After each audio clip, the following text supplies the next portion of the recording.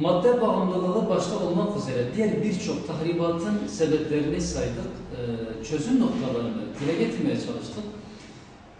Ve şunu da biz biliyoruz ki, çözüm noktasında evet, bireye bazı görevler düşer, topluma bazı görevler düşer ama gerek birey üzerinde, gerek toplum üzerinde etkili olan bazı kesimler vardır. Bunlar kimlerdir?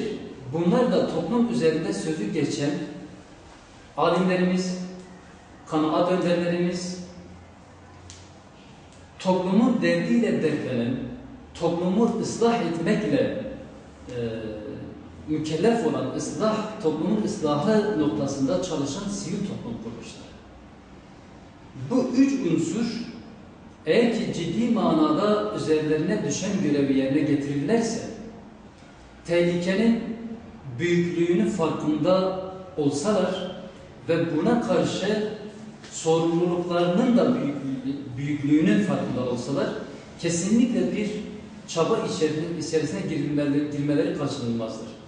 Evet, belki fert olarak hepimize düşen görevler vardır. Hepimizin sorumluluğu vardır.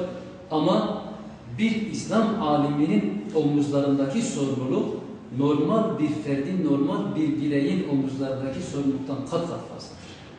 Normal bir birey belki bir kere sorumlu iken, bir kanaat önderi, bir İslam alimi 2 kere, belki 4 kere sorumluluk altındadır. Çünkü onların omuzlarındaki yük daha ağırdır. Eğer ki alimlerimiz, ki alimlerimizden beklentimiz de budur, kanaat önderlerimizden beklentimiz budur, toplumun ıslahını kendisine dert edilmiş olan sivil toplum kuruluşlarından beklenti ve ümitlerimiz odur ki bu tehlikenin farkında olsunlar ve bu noktada üzerlerine düşen görevi layıkıyla yerine getirsinler.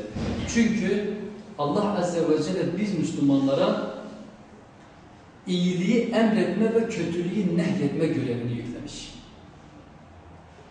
Hele hele alimlerimizin omuzundaki bu görev çok daha hassastır.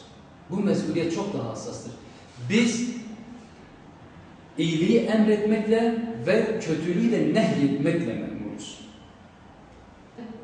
Bir alim ve bir kanaat önderinin omuzlarındaki mesuliyet ve sahip olduğu değer aslında bir toplumun gücü nispetindedir. Zira bir alimin ve bir kanaat önderinin toplum üzerindeki etkisi aynı şekilde toplumun gücünü temsil eder.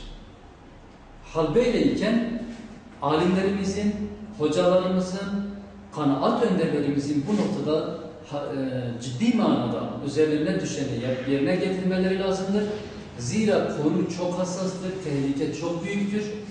Böyle giderse ki böyle gitmesinden Allah'a sığınıyoruz. Yani ümidimiz bir an önce bu noktada gerekli önlemlerin alınmasıdır.